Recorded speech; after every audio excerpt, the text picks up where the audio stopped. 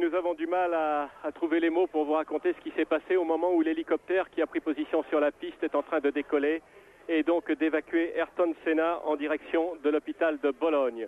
Nous pensons que l'état de santé du pilote brésilien est grave. Je suis arrivé sur les lieux du drame impuissant. C'était une véritable bombe atomique qu'il y avait autour de cette voiture ce jour-là et avec une paralysie totale. On a vu l'inertie qu'ont mis les commissaires à intervenir.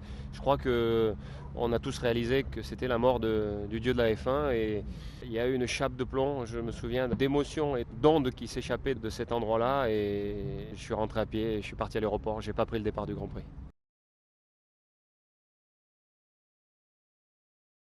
Après l'arrivée, quand je suis descendu de la voiture pour le redépart, j'ai demandé qu'est-ce qui s'est passé. On m'a dit Ayrton Senna a eu un accident. J'ai dit mais qu'est-ce qu'il a? On m'a dit on ne sait pas, mais c'est pas grand-chose. C'est peut-être qu'une clavicule cassée.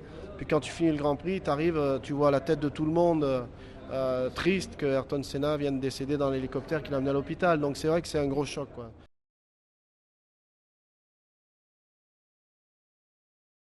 Le dimanche matin, on sentait que Senna, il ressentait peut-être le destin, lui qui disait toujours, le mystique, qu'il était guidé par Dieu et que effectivement il faisait un métier qui était à risque. Il disait Dieu m'abandonnera le jour où il voudra. Et ce dimanche, donc, on sentait qu'il avait une sorte de pressentiment.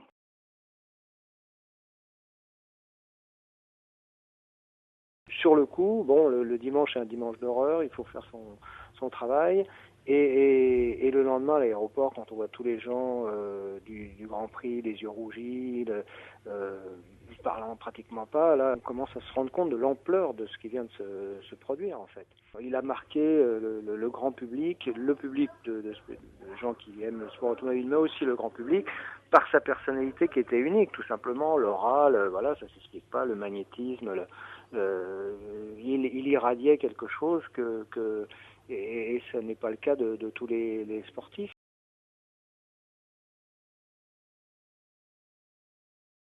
Je ne garde maintenant que les bons souvenirs et malheureusement que ces souvenirs notamment d'Imola où j'ai vu encore une fois une autre personne, un autre personnage, un autre pilote.